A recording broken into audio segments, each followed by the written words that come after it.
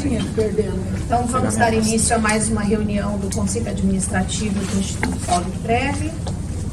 Os itens da pauta de hoje são a aprovação da ata da reunião ordinária do Conselho Administrativo realizada no dia 18/11, deliberação sobre a contratação de serviços de telefonia fixa e móvel devido ao encerramento dos contratos vigentes em janeiro de 2020.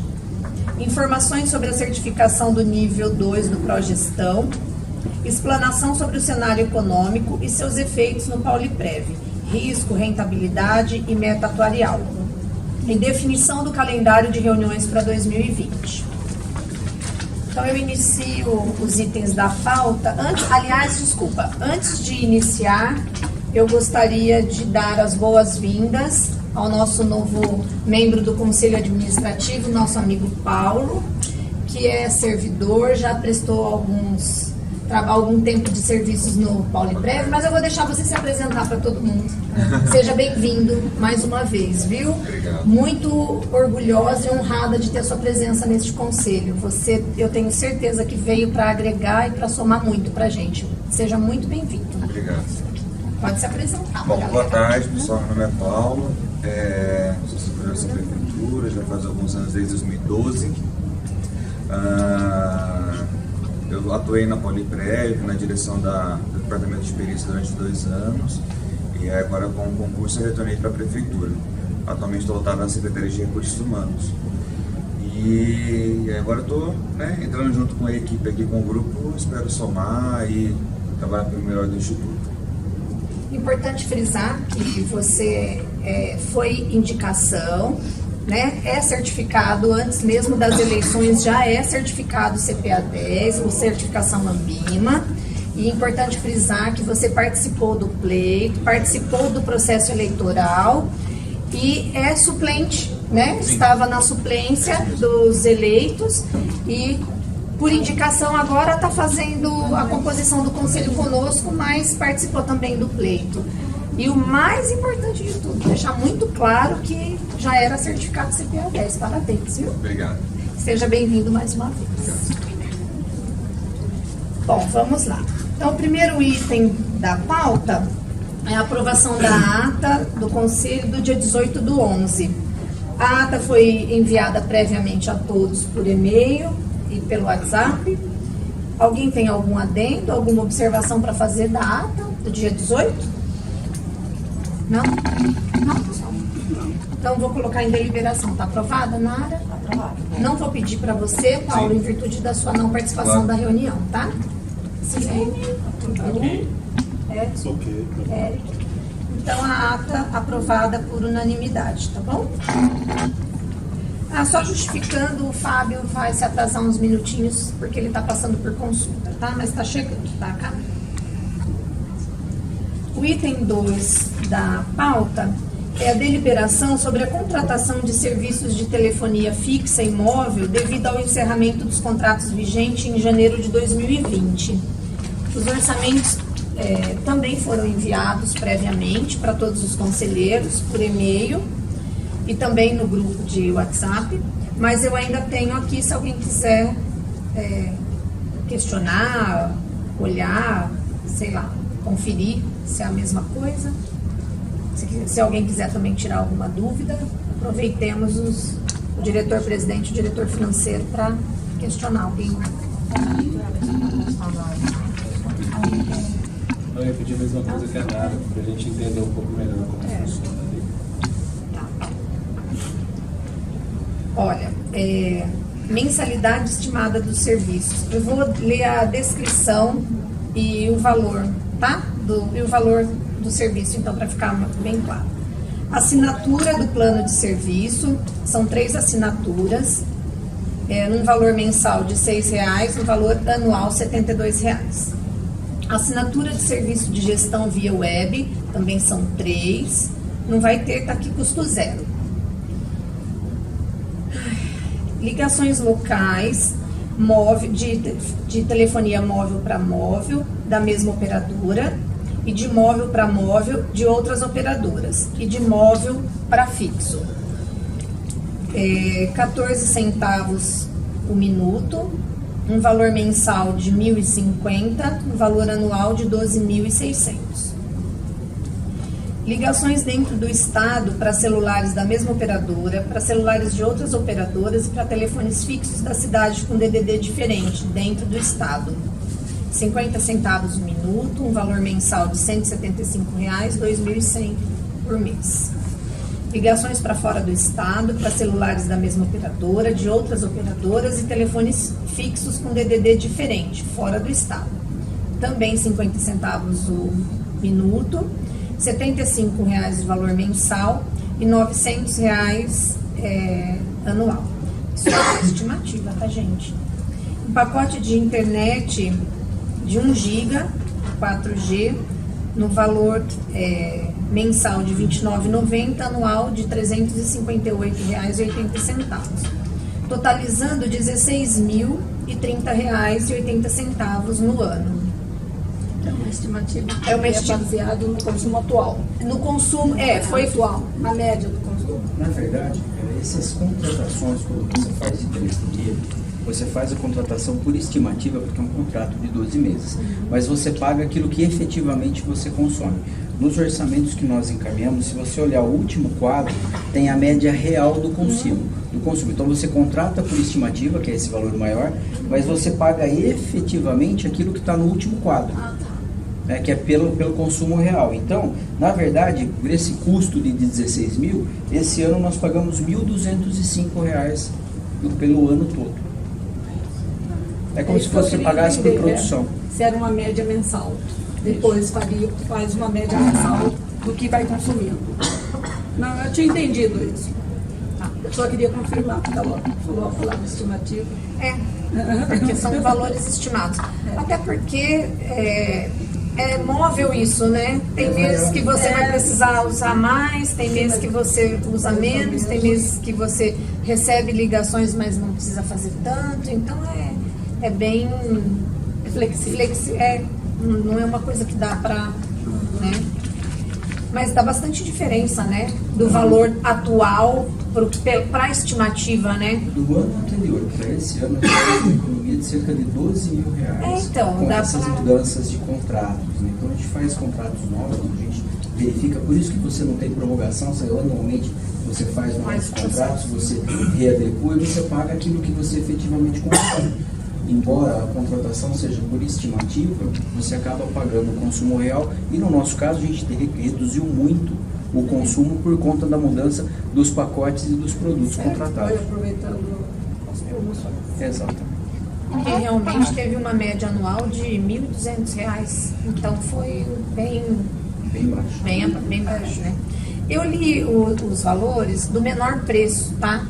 Tem também aqui a estimativa, esse que eu li foi pela empresa, pela operadora Claro. Tem a Vivo, que eu vou colocar só os últimos valores, tá? Daria um valor de 17.160, então a Claro deu 16 mil. E tem uma outra operadora, Algar, que deu 21.179. A Claro ainda está com 16.030, então ela ainda está abaixo. Mas são os mesmos moldes, tá bom? Então eu li para constar mesmo o mais baixo. Mais alguma pergunta? Alguém tem mais alguma dúvida? Posso pôr em deliberação? Para você não falar que eu começo, para você começar daqui, tá? Vai começar pelos meninos? Vou. Eric. Agora sim entendi como funciona. Aprovado? Edson. Edu. Silene. Agora você. Aprovado.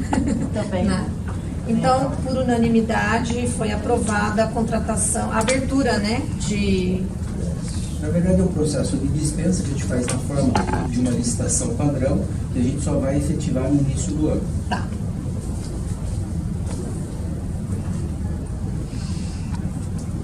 Um minuto, tá?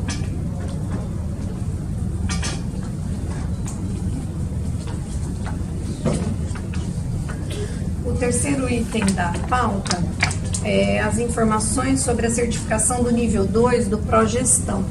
Na reunião passada, a gente conversou bastante sobre isso, a Nara fez bastante questionamento a respeito dessas coisas, inclusive quando fazia parte da política de investimentos, porque acaba alterando a nossa margem de aplicação por conta do Progestão.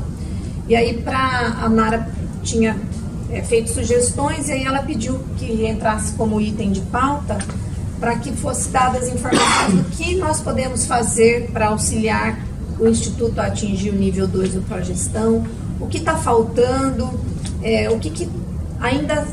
que caminhos que a gente ainda tem que percorrer. Quem que vai trazer as informações? Você, Douglas? Rosado, só lembrando, Vai lá. o Progestão é um selo de qualidade de gestão, como se fosse um ISO, como se fosse outras certificações que existem no mercado do setor privado e esse setor público. São 4 níveis, 1, 2, 3, 4. Conforme você vai atingindo os itens, para cada tipo de nível ele pede um nível de informação. Daí, por exemplo, no nível 2 são 19 itens, se algum deles eu tiver ainda no nível 1, eu tiro a certificação no nível 1, não no nível 2. Para o nível 2 a gente fez o pente fino, aquele planejamento estratégico que a gente tinha citado é para o nível 3, tá? Só uma correção. Então vou começar lá pelos itens do 2, tá? Então o primeiro item ali, esses são todos os atendidos que a gente tem, áreas PPS a serem mapeadas, já mapeamos. Atividades mapeadas devem ser com manual, já temos manual. Certificação básica em área de risco, no caso do CPA10, Só um temos. pouquinho, você pode, só pra gente, se precisar ir perguntando, a gente já perguntar, ou você quer que pergunte no final, se tiver? Pode perguntar. Pode perguntar no meio? Isso. Atividades mapeadas que devem ser manualizadas. Você falou que os manuais você já tem, tá? Isso, da área de benefícios e investimentos, né? Aqui, ó, tem aqui, ó. Benefícios e investimentos. As duas áreas já estão praticamente todas mapeadas, o que eu faço nessa área e como eu faço nessa área. Esse como é o manual.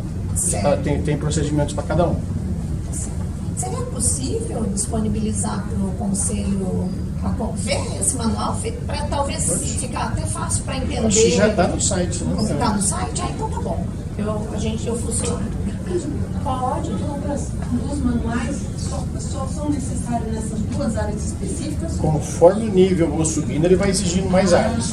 Esses dois é o que exige o 2. Isso, o nível 2. Eu pensei que não tem que mapear todas as coisas. Não. É que assim, como ele pede no primeiro 17, depois 19, 21 e 24 itens para cada nível, ele vai subindo. Então assim, a ideia é crescer consistente. Não adianta eu estar com dos 24 ou 23, agora falando a memória, o nível 4, se eu tiver um item no nível 1, eu tiro a certificação nível 1. Entendi. É sempre o menor nível que eu conseguir atingir. Que bom. Obrigada. E esse verdinho que tem em cada um aqui é que a gente está cumprindo, tá? Pro nível 2 já. Ah, legal. Aí esqueci de falar, são 3 áreas, né? Essa é a área de controles internos que a gente está mostrando. Estrutura de controle interno, no ente federativo que é tendo a RPPS, um relatório trimestral e pelo menos 2 servidores capacitados. A gente tem esses 2 servidores, no caso que está eu e o Bruno como controlador também. A gente tem esses relatórios bimestrais, um prazo até menor do que tem, tá? Política de segurança da informação, aprovamos.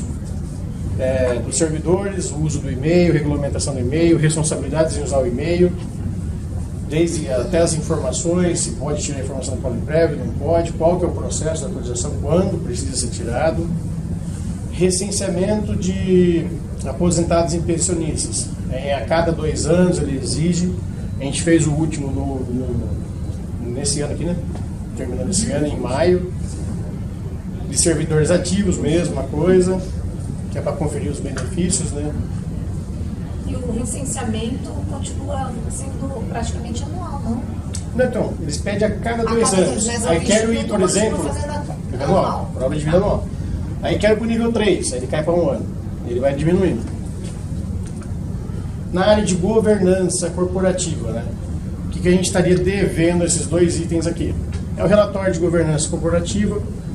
Basicamente é um relatório igual que o Bruno vem fazendo. É um pouco mais resumido. Número de aposentados, faturamento.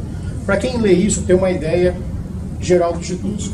Desde números de previdência, investimento, de quantos servidores possui, quais contratos estão abertos. Então a gente tem isso, só que a periodicidade dele é anual. Então a gente está para fechar o ano para a gente conseguir ter o anual. O plano de ação anual, com metas por áreas, esse não temos também. Área por área, depois que a gente estabelece objetivos de área por área, realizar metas para cada área para atingir determinado nível de excelência. Desde investimento, administração, previdência, tudo. São esses 2 itens que a gente está devendo aqui. Relatório de gestão atuarial temos, o comparativo dos últimos 3 exercícios está ok, código de ética temos, políticas previdenciárias de saúde e segurança do servidor temos, política de investimento temos, os relatórios mensais temos, planos de ações mensais temos, que é aquelas movimentações que a gente faz conforme a gente prevê os andamentos do mercado. Comitê de investimento, pelo menos 3 membros vinculados ao ente federativo ou ao EPPS. Temos os 4 que são vinculados, os 4 certificados. Por hora estamos devendo isso daqui. Ó. O anual é só questão de tempo, né? Que a gente já está fazendo, a gente vai fechar esse ano, a gente já consegue matar a governança corporativa, o relatório. Depois sentar para montar, o que falta montar é o plano de ação anual, com metas por ano. E aí, conjuntamente, vocês da diretoria, conjuntamente vocês acabam, pelo menos, assim, esboçando as principais ações. Isso. Mais ou menos dessa Não sei, maneira. o André quer comentar alguma Na coisa? verdade, o que acontece? Assim, a gente tem uma visão geral sobre isso, mas você tem um manual do Progestão, que acho que todo mundo teve acesso, que disciplina como você deve fazer. Além disso, antes da gente iniciar a ação, a gente tem que dar uma formatação, né? Nos termos em que a Secretaria da Previdência exige, a gente precisa fazer uma pré-auditoria. Porque, por exemplo, esse ano nós conversando com o pessoal que veio aqui da auditoria da Secretaria de Previdência, porque nós temos uma auditoria que é contratada para nos certificar que estamos aptos a subir de nível, ou a adentrar aquele nível, como no caso no nível 1. Mas depois nós temos uma auditoria da Secretaria da Previdência que vai em loco no ente, né, no nosso caso no RPPS, para auditar o que os auditores fizeram. E aí eles fazem algumas colocações. Por exemplo, esse ano, só para tomar como exemplo, por que a gente precisa ter um certo cuidado na maneira como você faz. Nós temos todos os relatórios atuariais registrados da forma como foi solicitado pela auditoria no portal da transparência, está tudo lá. Só que os auditores da Secretaria da Previdência nos pediram um relatório de gestão atuarial, que é uma coisa resumida, muito mais simples, com muito menos informações, mas eles queriam um mais simples. Então, você precisa montar, estruturar, e aí é um trabalho interno, esperar essa pré-auditoria nos dar um release, um feedback sobre o que nós estamos fazendo dentro do manual, para depois a gente apresentar a solicitação para certificação, lembrando que a gente precisa contratar a empresa para fazer essa auditoria de certificação. Nós temos a empresa contratada para o nível 1, foi contratada para o nível 1, ela faz uma reverificação posterior, e para o nível 2 a gente precisa contratar novamente, para o nível 3 e assim sucessivamente. Então a gente está hoje esboçando quais são as nossas reais necessidades, o que a gente tem, o que a gente não tem, o que a gente precisa adaptar, porque dessa parte de governança nós basicamente temos tudo já, né? O nível 1 lá do relatório de governança corporativa a gente não tem problema nenhum em montar. O plano de ação anual é só uma maneira de a gente adequar o que a gente já tem. Estamos fazendo reuniões setoriais para isso, a gente termina no início do ano e aí a gente inicia o processo. Tem mais um item que o Douglas vai mostrar também da outro slide, que só falta um também, e aí é o que pode ter um pouquinho de atraso, mas a gente vai chegar nele. Então, a primeira foi controles internos, a segunda, a área, são 3 grandes áreas que eles olham, né? Governança corporativa. Com relação à transparência, a gente foi até elogiado, tá? Tudo que os auditores pediram, a resposta foi bem básica, está no site, está no site, está no site. Eles até assustaram, até falaram, nossa, a gente veio com o Paulinho com uma visão que está mudando. Tinha até um comentário do Tribunal de Contas, né, André? Teve um bate-papo de... O mesmo comentário com linguagens muito próximas da Secretaria de Previdência Social e na terça-feira passada do auditor do Tribunal de Contas, que nos enxergam no primeiro momento com a visão e depois de nos conhecer saem com outra completamente diferente. Tem algumas ideias que eles estão tendo, ele falou, não, a gente vai fazer isso só para institutos bem estruturados. Ele olhou assim, aí, por incrível que pareça, agora inclui o Paulinho nisso. Foi bacana. Virar modelo. Nossa, sonho de consumo. Definição de limite de alçada, sempre 2 representantes para assinatura, lembrando que a decisão dos investimentos sempre é por 19 pessoas, tá? 9 do conselho, mais diretoria, mais conselho fiscal, mais controlador interno e comitê de investimento. E pelo menos 2 assinando para não ter ninguém assinando sozinho, para não ter risco nenhum, tá? Segregação de atividades também está ok, dentro do modelo que eles pedem, né? É importante comentar que a Secretaria da Previdência, ela colocou que só empresas autorizadas por ela podem fazer certificação. E até o momento só tem 3. Então a gente faz os 3 orçamentos e eu aqui declaro menor preço, a gente foi a top. Aí, ouvidoria. Temos a função de ouvidoria com e-mail e telefone, já teve ajustes, né, para esse telefone que a gente hoje tem praticamente 30 a mais de entrada, de e-mail está direcionando. Formação de nível superior para pelo menos um membro do segurado seja do RPPS, todos têm nível superior, e um do RPPS e 2 da Prefeitura. Conselho Fiscal, mínimo de um representante de segurados, temos. Deliberativo também temos, que é o de administração. Mandato, representação, recondução, nossa lei está bacana. Vira e meia a gente conversa com o RPPS, eles pedem até cópia da lei para levar como modelo, tá? A última alteração. Quadro próprio de pessoas, lidando com folha de pagamento, gestão de pessoas, com pelo menos um efetivo, ou com comissionado, ou seja, mas tem pessoas específicas para isso, podendo até ser do cliente. E o último item, que é a última grande área que eles olham, que é a educação previdenciária.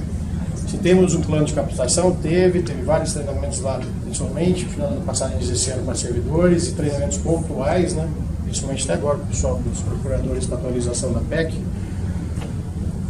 Para a área que atua, de concessão de benefício, de formação base é PPS servidores, dirigentes conselheiros, entra aqui até no caso de participação em congresso, além dos cursos CPA 10, entra tudo com capacitação. E aqui o item que a gente está querendo fazer é uma cartilha previdenciária e ele pede também uma audiência pública, que é o relatório de governança, que é todo o relatório anual que a gente vai apresentar em janeiro, André. E informações depois que a gente está estruturando, até desde podcast, vídeos, das perguntas mais frequentes, até conversou uma ideia de café com o presidente, estamos estruturando algumas ideias que sejam factíveis de fazer, né, sobrecarregue, mas também que traga informação para ajudar na transferência não só das informações, como também de conhecimento previdenciário. Né? Que agrega informações, né?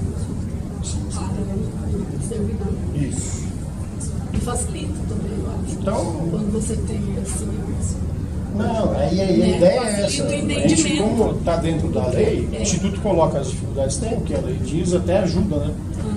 Para não ficar aquele, quem fulano disse isso, fulano não, está padronizado, está aqui. A gente responde por essa informação. Então é isso que está no radar, tá? Que é da educação. E, voltando um pouquinho aqui, o relatório de governança corporativa e o plano também, que é só questão de tempo, virou o ano ele está pronto. E, consequentemente, com isso aqui, a gente consegue desenhar o de baixo. Então, eu diria assim, para atingir o nível 2, só questão de tempo. Ele já consegue estar fazendo ele. Como eu disse, a gente vai ter um pequeno atraso, muito provavelmente no último item, no último slide apresentado, que os 2 últimos itens, a gente fala do seminário e das ações de pré-aposentadoria, a gente está no momento de transição da emenda constitucional 103, já temos itens de aplicabilidade imediata, que ainda é muito confuso, uma série de coisas, e nós estamos também em vias da aprovação da PEC paralela. Então, existem alguns outros movimentos dentro do governo federal em relação a isso. Então, qualquer coisa que nós façamos agora, nem nós temos clareza do que a gente ainda vai apresentar. A Previdência nossa está estudando, o jurídico nosso está estudando, os professores também não sabem muito bem o que dizer. Nós perguntamos no Tribunal de Contas, o Tribunal de Contas também não tem ainda um entendimento claro de mesmo as normas de aplicabilidade imediata, como é que devem ser tratadas. Então a gente deve estar trabalhando essas ações no início do próximo ano, de acordo com o entendimento jurisprudencial que vai começar a existir a partir de agora.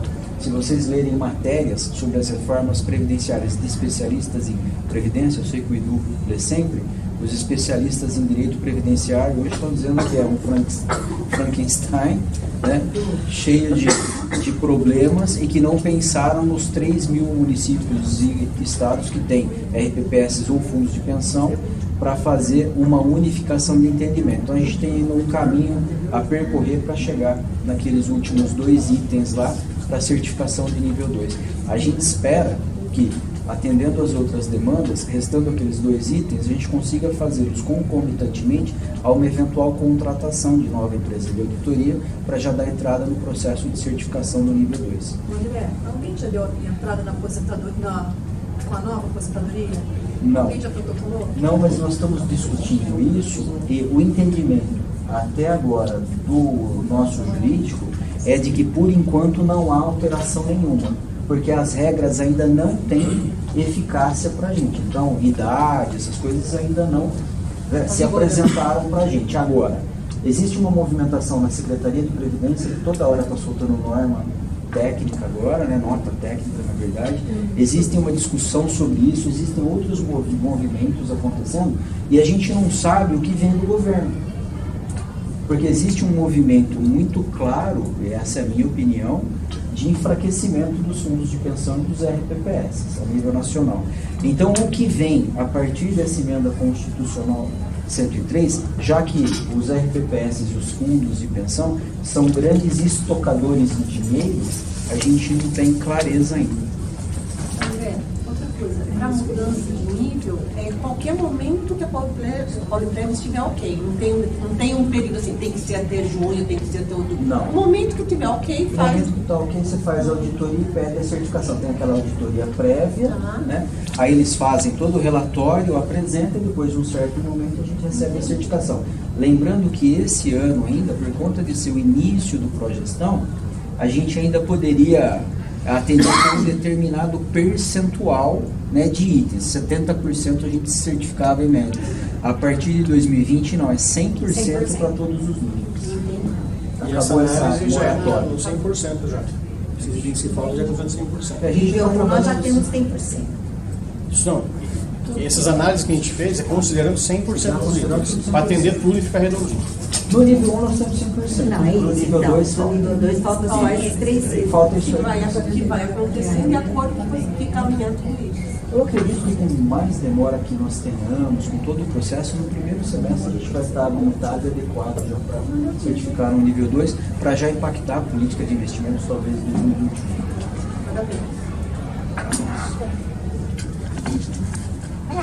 Alguém quer uma pergunta? Só uma última colocação, os dois conselhos e a Eliette que sempre pergunta, mas não dá, já está com essa apresentação nos grupos, tá? Do WhatsApp. Só para ficar claro para mim,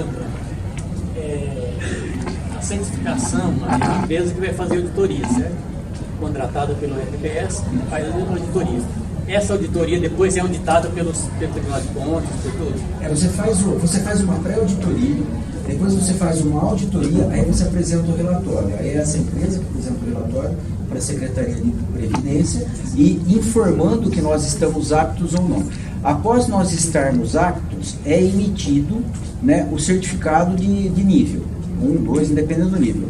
Passado um certo tempo, segundo os auditores, nós recebemos 3 auditores da Secretaria da Previdência esse ano, eles podem fazer com todos os institutos, o que é raro, ou fazer por amostragem. Como nós temos poucos institutos certificados, salvo engano, nós fomos o 22º, estávamos com 23 só dos 2.117 RPPS do país certificados, e vai ficar nos 2.117 porque não pode mais criar.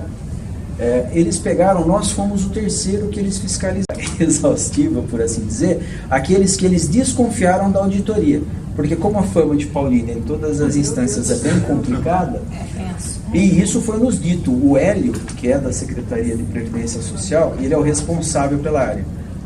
Ele, na entrada, ele já abriu o jogo comigo e com o Bruno, que estávamos acompanhando, e ele disse o seguinte, que eles vieram aqui porque eles efetivamente não acreditaram que Paulínia estava com aqueles níveis em que nós tivemos a certificação pela auditoria.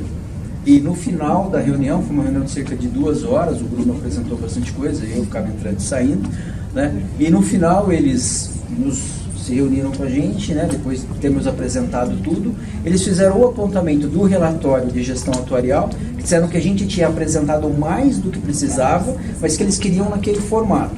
Na semana seguinte estava no nosso portal, porque eles têm que o portal da transparência, é lá que eles avaliam tudo, e no final eles nos parabenizaram e disseram que eles chegaram com uma imagem e estavam saindo com outra completamente diferente. Qual que é o relatório, André? Relatório de gestão atuarial. É um comparativo dos últimos 3 anos. Tá? Tem muito menos informação do que o relatório atuarial em si, do que o cálculo, mas ele faz um comparativo dos últimos períodos, né? E sempre baseado no DRA. Estamos começando a mudar nosso rótulo, né? E não? Não é? O Sarkis falou pra gente essa semana, né? Que é o que o Douglas estava falando, que o Adelson estava também presente na reunião, que eles conversando lá dentro do Tribunal de Contas é até motivo de brincadeira, porque assim, é engraçado eles falarem hoje que Paulínia é um dos institutos estruturados em que aquilo que eles pensam que a maioria não teria capacidade de fazer, nós temos. Então isso pra gente é motivo de orgulho, né? O trabalho começa lá atrás com vocês, trabalhando pelas leis, todo mundo aqui tem uma participação bem efetiva em tudo que está acontecendo. Se coubesse uma trilha sonora, seria Você Não Sabe Quanto Eu Caminhei para chegar até aqui. Né?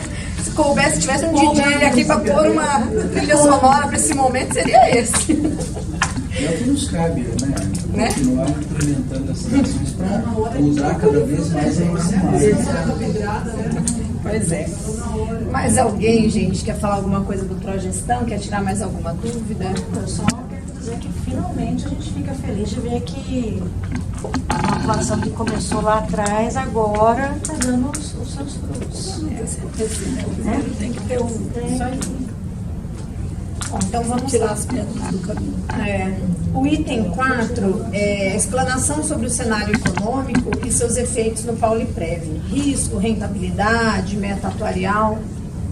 A gente queria que o nosso querido diretor financeiro fizesse essa explanação para a gente, para evitar burburinhos, para evitar desconfianças, para evitar diz-que-me-diz, porque tem bastante gente formada aí fora, né, em finanças, nossa, que entende de investimento, que é uma beleza lá fora, né? Não sei porque não se candidata, não vem ser conselheiro, não vem ser presidente e trazer esse conhecimento todo para dentro do Instituto para ajudar, né, nesse caminhar. Porque de lá de fora, ser consultor financeiro, ser expert em investimentos, tá uma beleza, né? Então a solicitação, viu, Douglas, para que você fizesse essa explanação, é em virtude disso, para que fique bastante claro e que, ainda que o Progestão já tenha nos certificado e nos parabenizado pela transparência, a gente quer continuar dando total transparência para tudo que é feito nos investimentos, com o dinheiro do servidor, com os rumos que a Pauliprev vem tomando. Então, passo a palavra. E agradeço a disponibilidade e a boa vontade de vir falar. Vou começar com o relatório Focus do Banco Central, divulgado hoje, né? A gente vai mostrar até a dificuldade que a gente tem, como é que a gente vai realocar ano que vem, para a gente bater a meta atuarial, né? É IPCA mais 5,89, vamos arredondar só para ficar fácil, IPCA mais 6, porque a gente começa, por exemplo, Douglas vai lá e começa as dicas, né? Compra LFT, ou compra, por exemplo, pré-fixado. Vamos supor que ele vai pegar a taxa, você vê que as taxas acompanham o desempenho da Selic também. Para 2019, o mercado está colocando 4,5% de taxa Selic, fechamento desse ano. Só que já para 2021 e 2022, eu tenho 6 e 6,5%, ela volta a subir. Então, assim, que eu acabei esquecendo de falar, o Focus, o que é? Hoje tem cerca de 140 logins ativos, ou seja, 140 instituições que têm equipes de economistas para fazer cenário e poder mandar esses dados para o Banco Central. O Banco Central faz as medianas. Então, em resumo, é a opinião do que as empresas que têm analistas econômicos estão prevendo para esses indicadores. Tá? Essa é a tela resumo, que eu acho que é a principal que a gente usa. Então, a gente tem aqui desde IPCA 3,52, depois já indo para 3,75, 3,5 volta. previsões de hoje a uma semana, a 4 semanas, para 2019, 20, 21, 22. Câmbio, a gente viu a alta forte do câmbio aí, que é a pergunta que até eu estava em reunião com o pessoal por conta da Asset do Itaú. Se o Paulo Guedes está fazendo o que o mercado quer, por que eles estão indo embora? Que é basicamente a pergunta hoje que vale muito rendimento. Então a gente tem o IPCA e a grande dificuldade nossa é aqui, ó, Selic. Porque, por um exemplo, se eu vou lá e comprar Selic é legal, mas qual que é a dúvida? A gente está bem carregado, um pouco mais de 400 milhões em NTNB, que é o IMAB. Entre títulos e IMAB, mais 400 milhões. Aí, a gente ouviu que também, compra título 2050, pagando 3,3. Mas você sabe o que vai acontecer daqui a 5 anos? Se eu voltar 30 anos atrás, a gente estava lá com o Collor pendurando as poupanças. E aí, o que a gente vai fazer um exercício? Deixa eu ver se está aqui já nessa tela aqui. Esse aqui, ó, compra, por exemplo, tá falando, o pessoal coloca, né? Compra IMAB. Esse aqui eu tinha no dia 29/11, que é as cotações, taxa indicativa da Ambima de sexta-feira. Aí sexta, né? 29 foi sexta. Pagando 3,61, IPCA mais 3,61 por título de 2055, sendo que na segunda-feira estava 3,5. Só para trazer um comparativo de como oscila isso.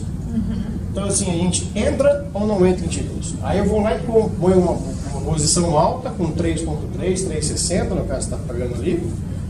Douglas, vai daqui 5 anos você sai. Só que assim, quando a gente vê, deixa eu até trouxe aqui para falar, já volto aqui. Quando a gente pega título, vamos pegar a NTV com pagamento principal. Eu pego o valor que eu investi, uma projeção do VNA vezes a cotação, VNA é o valor nominal atualizado. Vamos falar que seja R$1.000, pego tudo que vai ter de juros nesse período e trago para o valor presente, só para simulação. Aí, o que eu fiz aqui? Todos os vencimentos, os dias úteis do vencimento, qual o valor do título que seria hoje, um valor de face de 1.000, é uma simulação apenas para explicar. E a Selic é 6, 5,5, 5, 4,5, 4, 3, vamos falar que o cupom seja com essa taxa de juros, 6, 5,5, 5, eu vou decaindo. Então, se eu comprar, vamos supor, Douglas, está pagando 3,5 hoje, pagaria 296 nesse título meu simulado de R$1.000 o valor final. Sairia R$296,56 com vencimento em 2055. Porém, esse mesmo título aqui, 6 meses a Selic sobe para 5 ou 6, como o meu relatório está, para quanto veio o meu título? 127. Se eu botei aqui, comprei, vamos falar que foi exatamente 300 milhões, e eu quiser vender, quanto eu vou conseguir vender? A 127 milhões. Tomei uma pancada de 170. Apenas com a taxa que está pagando de 3,5 para 6. Vamos falar que eu estou exagerando para a gente ver qual que é o risco. Se tiver de 350, apenas 0,5%, aumentou, o mercado errou. Então cuidado que é assim. O mercado está falando isso, vou acreditar. É o dinheiro do mercado? Então, ó. Se a gente conversa nas ações, está lá, não, a gente é agressivo. Foi, legal, o dinheiro não é seu. Também faz projeção agressiva. Esse que é o cuidado que a gente tem que ter.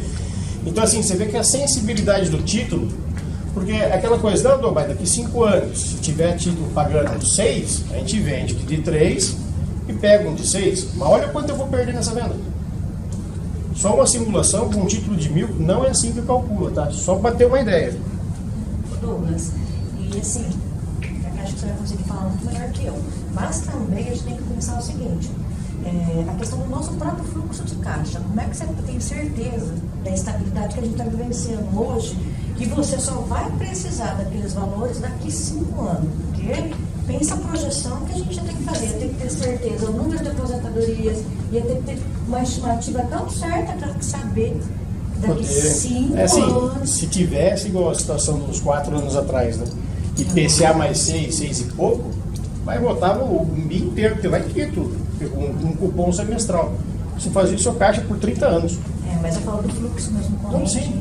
Mas aí você tem os cupons, né? Para poder fazer o pagamento. Para poder fazer o pagamento. Mas é isso que eu estou falando. Se virar algo fora e a instabilidade que a gente está vivenciando hoje, ela pode trazer isso também. Eu falo da instabilidade mesmo. Resolveu amanhã que não sei quantas pessoas têm que ir para o regime seletista. INSS. Aí desembolsa dinheiro do Pauliprev. Então, não é uma previsão que a gente não pode levar essas questões também Aí em você pega consideração. política, você fala disso, É. porque a econômica não está nem estável, está parada Está mesmo. parada. Aí eu tô falando dessas situações que podem vir a atingir o nosso próprio fluxo de caixa. A gente também não pode desconsiderar. Em relação a isso daí, se tivesse um estudo de ALE, me ajudaria também ou não? Aquilo que o Ronaldo apresentou Já. é exatamente aquilo. Eu falei, nossa, apresentou pedindo para ele como política de investimento, ele não cobrou como social dele. É exatamente aquilo lá. A única diferença é ter um gráfico de passivo projetado, que é do próprio cálculo atuarial. Porque no cálculo atuarial ele tem o seu montante de caixa, a sua despesa, está tudo tabelado. Vai faltar só a questão de graficar. Então a gente tem hoje uma ALM. Só que a minha crítica, eu falei até para o Ronaldo, quando eu pego a NTN, os últimos 13 anos, eu comportei tanta queda desse Selic, porque hoje qualquer fundo de renda fixa, se não render, tá ruim. Porque esse ano está caindo a Selic. A gente viu que é o contrário aqui, ó. Vamos supor, fazer exercício ao contrário também. Se o valor do título está 351 a 3 e ele vai a 6, cai o título. Ao contrário também é verdadeiro. Estava a 6, hoje está 5, vamos falar que depois amanhã cai a 4 para 4,5. Só nesse exemplo hipotético aqui, é R$30 por título. A gente está ganhando R$30 com a queda da Selic. Então, IMAB, está tudo rendendo, legal. Até agora, todo mundo é lindo. E janeiro? Pode ser que caia mais 0,25? Tem que sair, mas vou comprar título? Essa que é a pergunta que a gente está tentando, brigando, todo mundo está respondendo. Até de crédito privado, tem um pouco de maneira, fazer caixa está caindo também. Estabilizou, ela está caindo. E aí você tem que fundo CDI, aí qual que é a ideia? A gente está fazendo uma simulação. Se de repente a gente projeta usando isso aqui, ó, que vai voltar a ter uma melhora desses indicadores, porque volta a ter um processo inflacionário, aí você tem que manter a taxa de juros, um prêmio disso, vamos dizer assim, né? Taxa de juros maior para ter investimento no país com relação aos outros países. Então a gente pensa o quê? Talvez deixar num fundo morno, vamos dizer assim, durante 2020, para sentir, ver o que vai acontecer, para depois ter uma posição mais suave. Vai cair tudo não, tem que comprar uma posição longa. Porque se eu entrar no desespero para 3,3 e tiver essa reversão de Selic, o que eu ganhei entrando agora, eu perco logo por vender. Ou vou ter que ficar 30 anos com o papel pagando 3. Isso que é responder isso e dá dificuldade, está complicado responder isso. Douglas, se eu estiver equivocada, peço desculpas, mas até que a sua projeção ali está otimista, perto da projeção que o Ronaldo nos apresentou. Porque na apresentação que ele nos fez, ele fez uma projeção que o mercado está enxergando uma Selic chegando a 3 e pouquinho, e ele na apresentação dele, inclusive ele falou, não está longe, tem mais 2 reuniões, quando ele apresentou faltavam acho que mais 2 reuniões para encerrar o ano, e ele falou, aí o mercado já está esperando essa queda muito maior da Selic, né? Então, assim, há um mês atrás, o Itaú estava 3,75. 3,75, ele falou que era a projeção do mercado para a Selic até o final do ano. Então, assim, a sua projeção está até otimista, perto da projeção que ele achava que o mercado estava colocando, né? Agora, a dificuldade é o mesmo relatório com a diferença de um mês.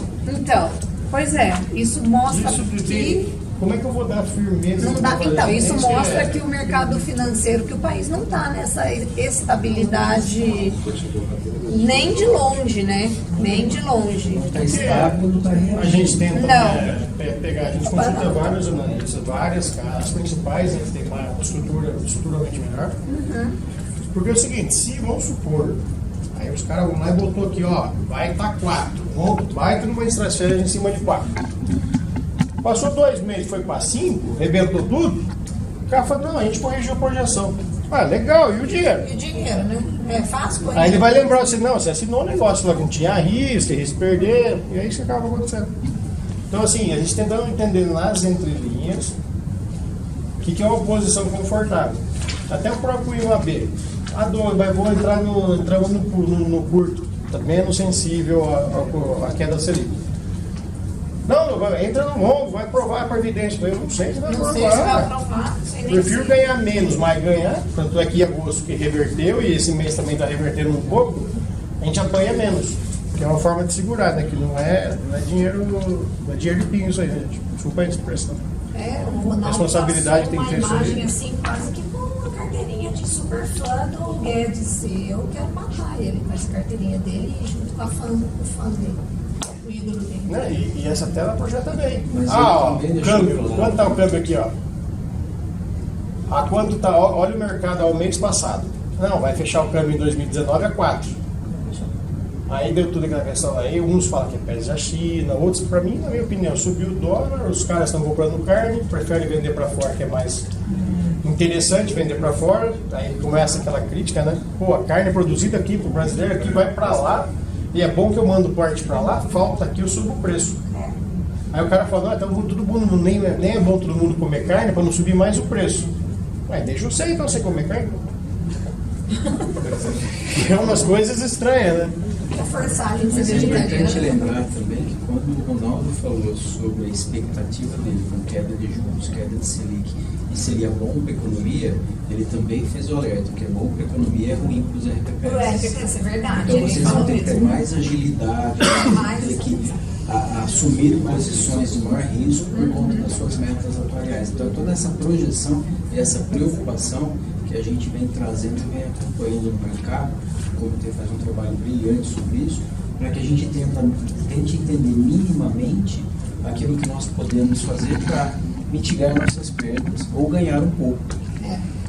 Sem se aventurar. Né? Sem se aventurar, Perder, exatamente. Dá certo. Ah, mas se não perder, já estou feliz. Não, tá tudo em grandes bancos agora. Eu mandei para vocês agora, sendo o Valor Invest, melhores investimentos, eu mandei acho que para o Douglas também.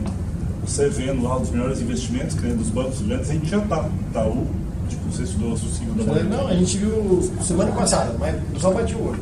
Então você vê que a gente já está nos fundos lá.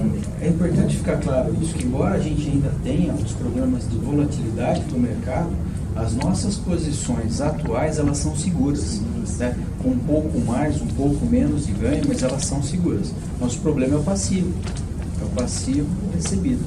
Esse é o nosso principal calcanhar de Aquiles hoje. Além de todas essas mudanças de política econômica e política previdenciária que estão surgindo e que a gente não sabe o que é, que vai representar para a gente no médio e longo prazo, como a Nara bem lembrou. Aqui o próprio Ambima mostrar a importante a defasagem dentro da própria semana, tá, de preço das NTN. Esses dados retirados hoje da Ambima. Desculpa, até sexta que tem fechamento. Hoje eu procurei ele estava fechado os dados ainda. Com os vencimentos das NTNs, 20, 23 até 55, a taxa, que eles chamam de taxa indicativa, baseada em estatística de máximo e mínimo acordado, que seria um valor justo para negociação do tipo. Eu trouxe aqui, por curiosidade, a gente fala, né, carteira IMAB5 ou IMAB+, da Ambima. O que é isso? O IMAB5 nada mais que é uma composição nessa que é quantidade teórica. Aqui a Ambima ela calcula o quê? Pega o valor dos ciclos que está valendo no dia, vezes o percentual e dá um indicador do IMAB5. E os 5 mais aqui. Então as NTNs, pode ver que o vencimento 20, 21, 22, 23, 24 é IMAB5, que são títulos NTNs que vencem até 5 anos. E esse aqui é o que vence mais que 5 anos, então fica 26 e vai até quando quiser e tem o percentual. Então ela fica diariamente calculando os ciclos, o valor dos ciclos públicos, faz o indicador e fecha o índice, como se fosse o próprio Ibovespa mesmo. Né? É daí que vem o IMAB e o IMAB5, mas estou só por curiosidade, porque a gente tem bastante IMAB.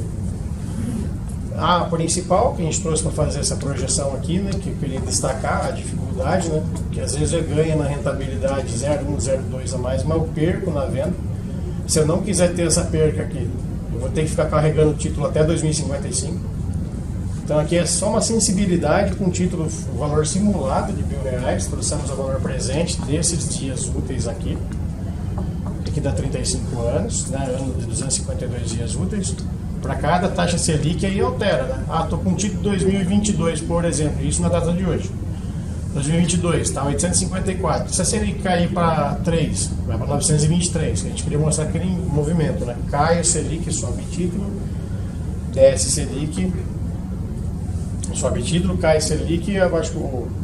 Agora está confundido. Sobe Selic, cai o valor do título. Desce Selic, sobe o valor do título. A gente está aproveitando o momento de queda.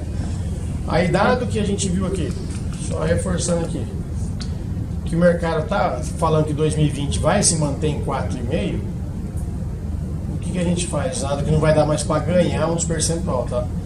No IMAB longo prazo dá quase 2% no dia, quando cada meio ponto que o Banco Central baixa, que a reunião é semana que vem na terça, né, terça e quarta às 18 horas eles divulgam o relatório da reunião, ver se o Copom vai manter ou não a Selic, tá? Do IMAB, aqui. E Bovespa, entramos na bolsa com mais 80, né? Aquela atualizada pelo Conselho com 104, bolsa fechando hoje a 109. As projeções que a gente tomou até o cuidado, né, que a gente fala, os nossos, o pessoal da ASC que vai, Douglas, vai bater 140 mil pontos. Eu falei, ô Glória, é bom, mas não vai, tem que tomar cuidado, né? Tem que ter um pouco mais de conservadorismo. O pessoal de investimento direto estrangeiro diminuindo, o pessoal que é especulativo saindo do país, que esse aumento, mas estava a 100 mil, está a 109, está crescendo. Mas é pessoal basicamente o quê? Que estava em renda fixa, poupança, LCA, LCDB, que não está rendendo quase nada, vai comprar imóveis, aí sobe o preço de aluguel, sobe o preço de propriedade, ou vai para a bolsa, que é uma outra alternativa que tem. Então, basicamente, mercado doméstico que eles chamam, né? E a moda do fundo imobiliário, né? E a moda do fundo imobiliário. Que até, o Deus está comparando lá, vai estar quase 58%, 60% sendo do Banco do Brasil. Aí você pega 2, 3 anos atrás, menos 30, menos 40, toma cuidado com esse negócio. São as bolhas, né? Agora está sendo um monte. Daqui a pouco eles trocam. Dólar para mostrar, né, fechando em 4,25. Cada espirro do Trump dá uma alterada. Porque é verdade. Hoje ele falou que vai taxar, né? Taxou. Aço e alumínio. Mas daí ele vai voltar atrás, que o Bolsonaro vai ligar para ele. Então, assim, aí a pergunta, né? O mundo está com juros negativos, aqui tem um pouco de juros reais. A bolsa está com crescimento. A crítica, né? O governo está fazendo tudo que o pessoal de finanças pede, o mercado pede, vende tudo, corta direito, cada um vai ter sua visão, eu respeito. Mas a pergunta é, por que os caras estão indo embora? Que a alta do dólar, estão comprando em dólar para ter posição em dólar. Ao contrário, estaria baixando o dólar. São investidores trocando dólar por reais para comprar ações em reais. Então é uma pergunta doida, né? Isso que a gente tenta fazer no estudo, cada movimentação que vai ter para cada período. Então, ações, renda variável está legal, que a gente está analisando, mas esse IMAB, quando acabar essa gordura, vamos entrar em posição longa, em curto, vai ser mix, e qual a justificativa, né? Que tem que ter, né? Na hora que acontecer alguma coisa, está aqui, a justificativa teórica está aqui, sem dar muita brecha. Assim, o mercado falou isso, porque quando o mercado muda de opinião ou acontece diferente, eles pulam fora e você fica com. Fechou agora do Tesouro Selic, para 2053 e 57. Caiu já. Estava 3,60. 3,29, 3,51 aqui, meu, né? Já mostrou que caiu um pouco. Por incrível que pareça, né? Isso aqui foi bem o período que o Paulo Guedes falou lá do dólar. Deixa o dólar aí, olha como é que o mercado já muda de opinião. Os preços mudam de opinião. Aí tem gente que bota fé 100% nisso, a gente gosta de dar uma maneirada por causa da responsabilidade. Acho um pouco a gente queria bater um papo que a gente está fazendo de cenário, é mais ou menos isso, tá? Porque a gente analisa para poder tomar posição, e depois passa com a consultoria, a gente vê nos melhores institutos que a gente tem contato, tá? O que vocês estão fazendo aí, o que vocês estão pensando. Guarani, Jundiaí, são bons institutos, são boas rentabilidades, a gente troca uma ideia com eles também para não ficar só restrito ao nosso grupo. Acho que é isso. Alguém tem alguma colocação, alguma pergunta? Então, agora ficou bem mais claro, eu tinha até te pedido isso daí, porque comentei com o André a respeito, que os economistas de plantão, né, vão ficar um pouco assustados, que alimentam uma boataria, né, que é tudo combinado, é tudo de acordo com o mercado e com a segurança do Instituto. Então, assim, era mais para explicar mesmo, deixar meio claro aí, porque sai bastante boato, a gente ouve muita coisa aí, e injustamente. Sempre para nível pessoal agora eu falo, né? Tomar cuidado que às vezes ele só quer corretagem, tá?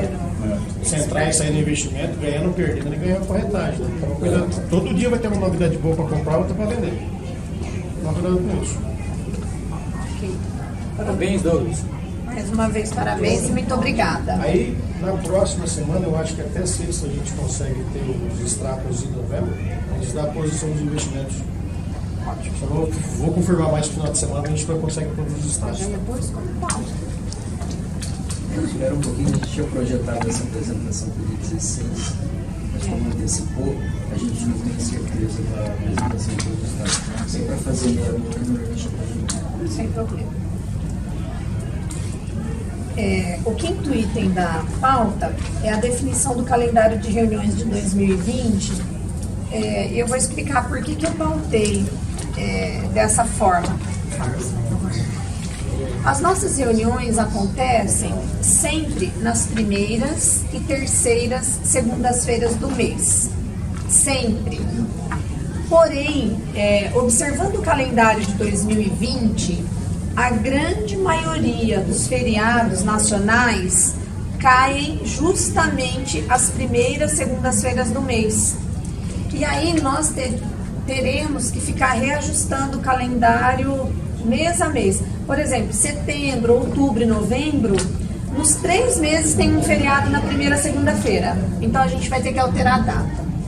E aí eu quis colocar como pauta, também porque houve algumas solicitações de alteração de data para janeiro, e outro que é para...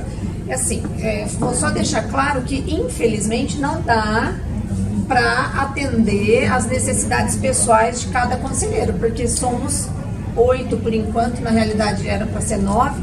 Então, se cada um dos 9 quiser adequar as reuniões de acordo com as suas necessidades, fica um pouco complicado de administrar, é inviável.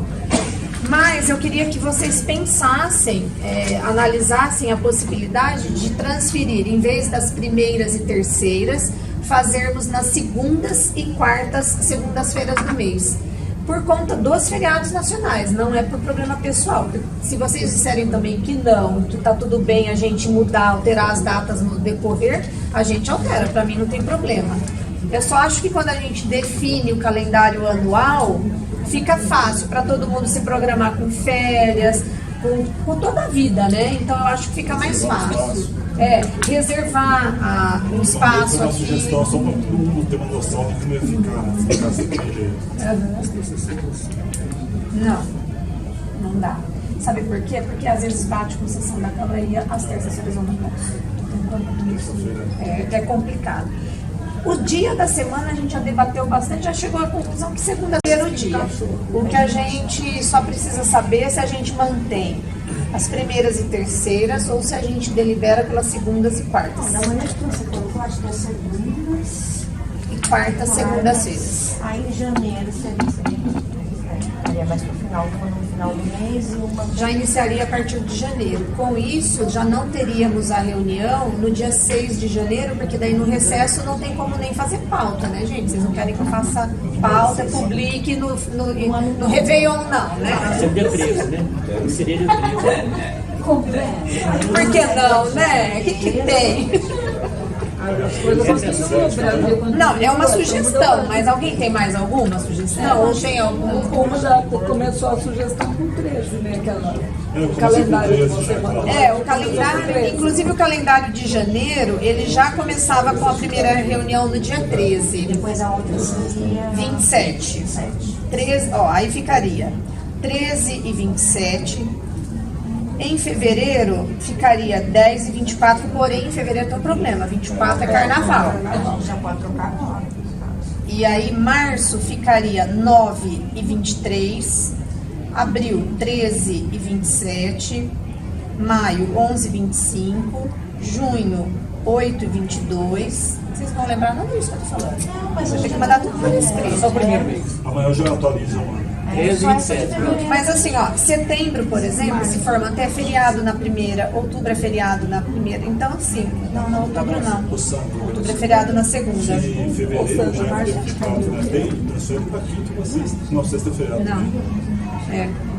Março ia ficar 9,23. Então, assim, o que vocês preferem? Manter primeira e terceira e a gente vai alterando conforme os feriados ou quer mudar para segunda e quarta? Quero mudar para segunda e quarta. Segunda e quarta? Segunda e quarta? se cair Pode mais um ser? feriado aqui, Pode ser? a gente vê. Agora, aí em fevereiro negocia. Em fevereiro a gente só revê depois a data da segunda reunião. Se faz as duas. Então, então segundas e quartas, segundas-feiras do mês. A primeira reunião, então, de janeiro será dia 13 e a segunda do dia 27. Nesse mês, quando será a outra mesmo? Próxima segunda-feira. Dia 9. Foi um pedido para alteração dessa reunião do dia, seria dia 16, aí foi antecipada para o dia 9. Então, a semana que vem tem outra reunião.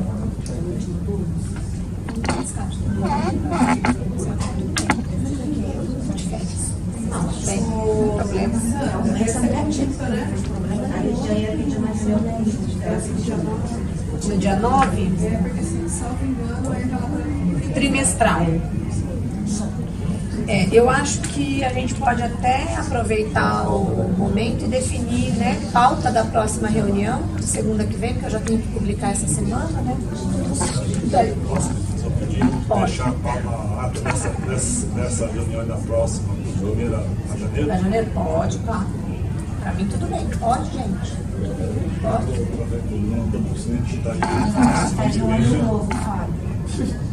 Ano novo eu vou fazer o Fábio, eu vou fazer a pauta, você vai fazer a ata do ano novo. Bom, gente, então ficou deliberado todas as segundas e quartas. Segundas e quartas, segundas-feiras.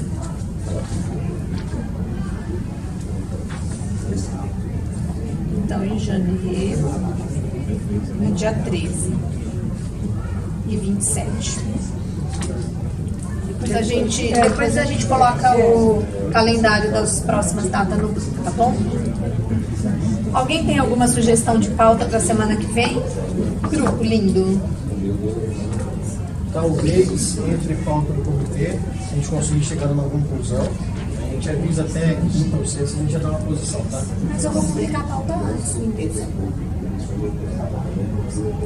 Pauta para 9/12. Então, o Conselho Fiscal quer a reunião conjunta? No dia 9? Então, é conjunta, tá? Já tem a apresentação do fiscal.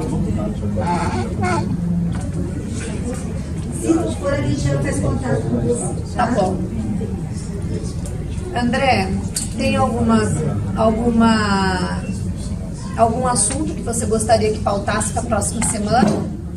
A gente vai ter uma renovação ou contratação do backup em nuvem, que é um serviço separado, que a gente coloca as nossas informações na nuvem para evitar hackeamento e tudo.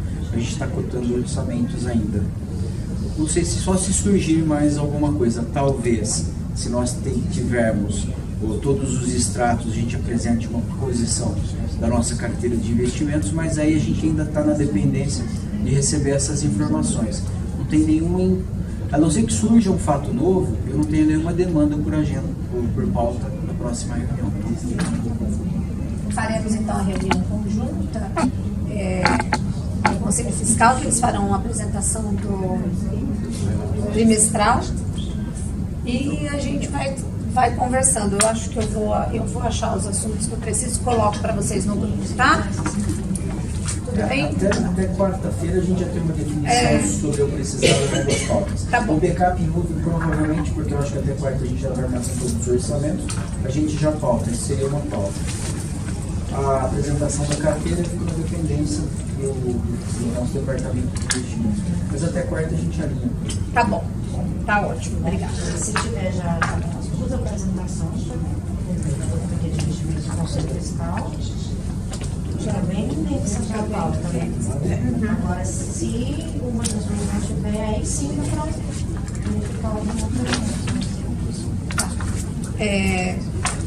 Antes de eu encerrar a reunião, eu quero parabenizar a nossa amiga, servidora e ex-conselheira Eliette pela certificação CPA 10 Ambima. Parabéns, viu? Obrigada. Parabéns, viu? Obrigada. Estou orgulhosa de você. Obrigada. Confirmou, tá? Tá bom, obrigada. Bom, não tendo mais nada de ninguém a ser dito, ninguém quer colocar mais nada, então eu encerro a reunião do Conselho Administrativo de hoje. Muito obrigada pela presença de todos e pela colaboração. Até a próxima.